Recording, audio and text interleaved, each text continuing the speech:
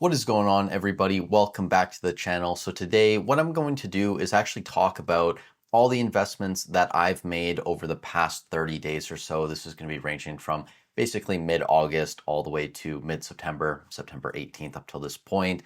I purchased a few things in Pokemon and then a couple things in One Piece and other games. So I'm going to go over everything, just give my thought process on why I'm buying it, and then also talk about maybe some potential future plays that I'm going to be making. So starting off, Prismatic Evolutions. You guys know I'm a huge fan of the set. I think most people are very large fans of the set when it comes to the investment side. And these ETBs are up to $117 again. I've been buying these over the past couple months. My buy range has been around $100 USD. I think my average now is up to like 86 USD approximately when I convert it from Canadian. And yeah, I think these are going to keep going. And we've seen a huge dump of the regular ETBs over the past 6 months or so. And I think we're getting to a point where people are starting to question how many more ETBs we're actually going to get for Prismatic. And just in general, right, with all the packs hitting the market, the top cards in the set are actually holding up fairly well, honestly better than expected.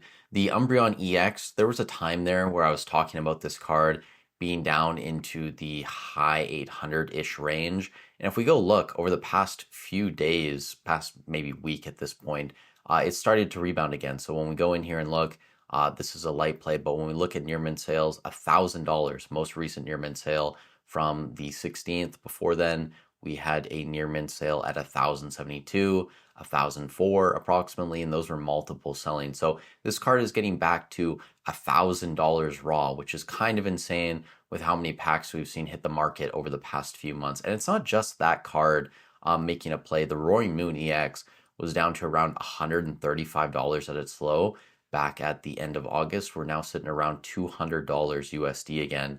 So this card is continuing to climb back up. And then some of these other evolutions, like the Leafeon around 266, Sylveon's around 330. The Espeon is actually kind of surprising to me because out the gate, you guys remember, this card was really competing with the Sylveon for like the second place spot. It's down to around $200.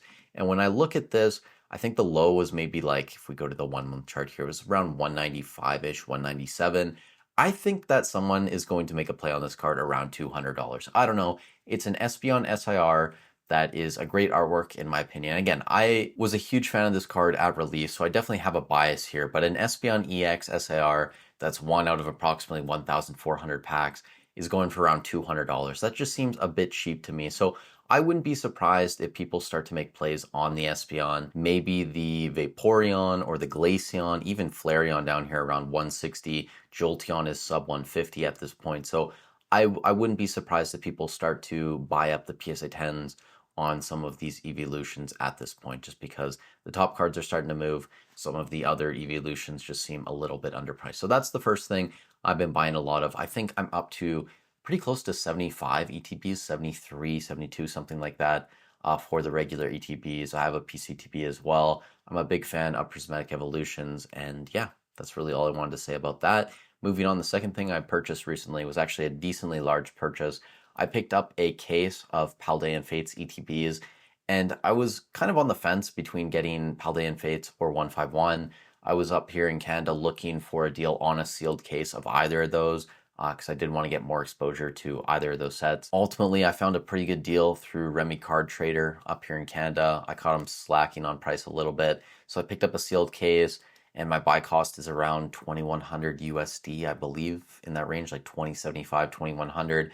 I also had a fairly large cashback total this year from Amex, and if you guys have an Amex, it does hit in September. So that was kind of the reason I wanted to spend a decent amount more, just because I had a little bit more to play with this month. And I know a lot of people talk about, buying things and the 2% cashback is great, but if you can buy at like 80, 85% or whatever of market price doing, Facebook deals or whatever, that's awesome. And I absolutely agree with that. Like, it's definitely worth saving the 15% compared to just building up your cashback rewards. But also at the same time, if you're buying through PayPal goods and services, definitely pay with a credit card. At least in Canada, I can do that. And I'm pretty sure in the States, you guys can do that as well. So anytime I've done a PayPal deal through Facebook or something like that, goods and services, I just pay with my Amex. I get my 2% anyways, and I normally get a better deal just because I'm not going through eBay. So it seems like a win-win. And just over the year, buying everything, it adds up. So I know there's probably going to be some Dave Ramsey fans in the comments or whatever, but I put everything on a credit card just because I know that I am able to pay it off.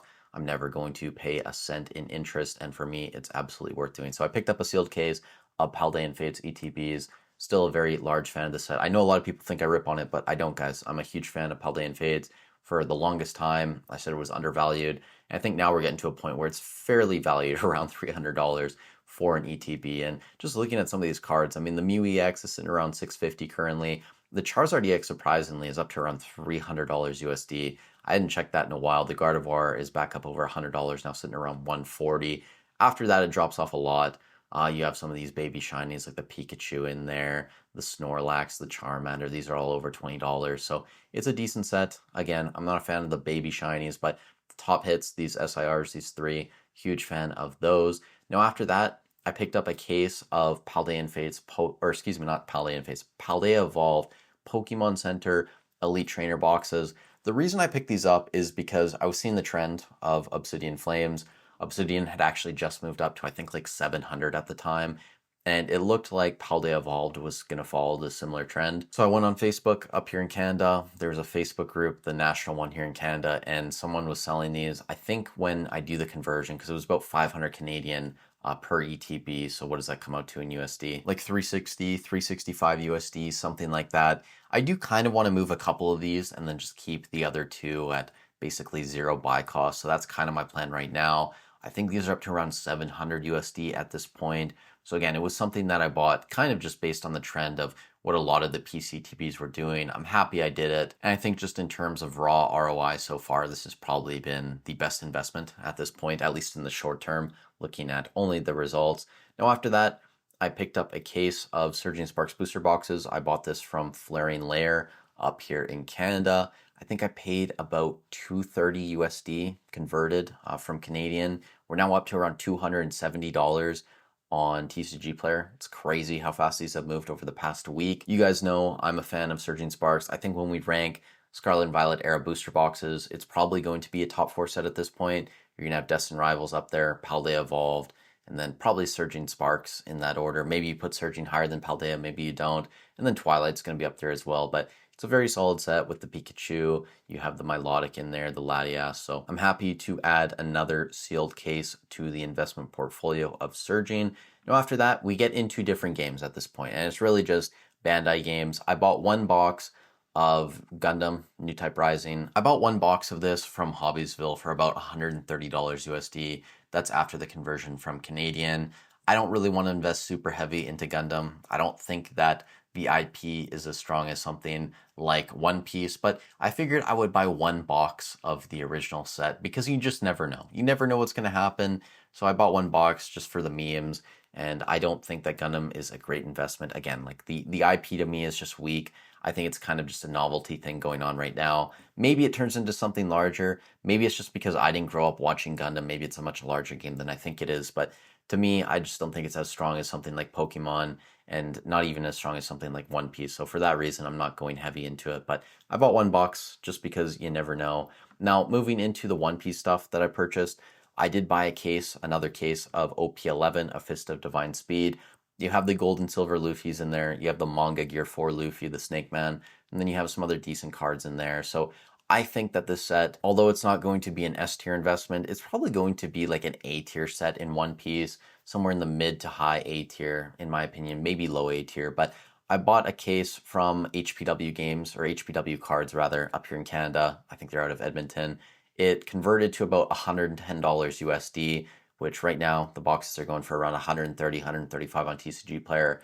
It seems like a no-brainer, right? Considering that around 110 USD, that's basically the same price as something like Two Legends, a little bit more expensive than Royal Blood, and the set is just way better. So there's not a ton of downside at that price, and the fact that it is a set that has multiple cards over $1,000 and they're Luffy's, which are desirable cards, I was happy to add a little bit more to my position. Now, the final two things that I did purchase weren't super large purchases, but I did pre-order one box of PRB02 and then one box of OP13 Carrying On His Will. Now, both of these are sets that in the future, when I have my October, November, December budgets for TCG investments, I do plan to buy cases of both of these. I think that PRB02 is going to be a solid set. I don't think in terms of the cards inside, it's going to be an S tier set in one piece, but the fact that it's a premium booster, Bandai has proven that they're not really willing to reprint these premium boosters or their extra boosters. So for that reason, I do think you have to put it a little bit higher in the ranking compared to maybe some of the mainline sets that have slightly better cards. Now, OP13, I do think is going to be up there as a top 3 set that Bandai has released so far and could potentially be the deepest set we've ever seen in One Piece. And if you guys don't follow the game, I'm going to show you the card list right now. Obviously, the manga cards have historically been the top hits in every single set. We're going to have the Sabo, Ace, and Luffy manga cards, but then they're also introducing a red manga in this set, which is going to be more than likely an increased rarity. I think in Japanese, the Luffy, these prices are actually fairly accurate here, around $5,000 USD. The Ace around 3,500, the Sabo 2,500. Like those are PSA 10 prices in Japanese right now. Again, normally the English cards are more expensive, so we could very likely see like 3 or 4 cards over $1,000 in this set. We could see a card raw over $5,000 in English, which would absolutely be the highest. I think the Gold Roger right now is currently the highest around $3,000 in OP09. So OP13 is going to be absolutely stacked. And I know there's going to be a lot of people too that are only here for Pokemon. And again, that's absolutely fine. But I've gotten multiple comments before where people say they don't want to put money into One Piece or other games just because Pokemon seems so sound and it's doing so well. I actually just did a video on my second channel, Straw Hat Speculator, where I compared the annualized ROI of some of the top booster boxes in Pokemon. So from the Sun and Moon era, I took Team Up and Cosmic Eclipse. From the Sword and Shield era, I took Fusion Strike and Evolving Skies. And then SV era, I took Paldea Evolved. And then I took, I believe, Paldean Fates and 151 Elite Trainer boxes. And I compared all of that, the annualized ROI for those to some of the booster boxes in One Piece, like OP09, EBO1, I believe, Romance Dawn Blue Bottoms, and then PRBO1.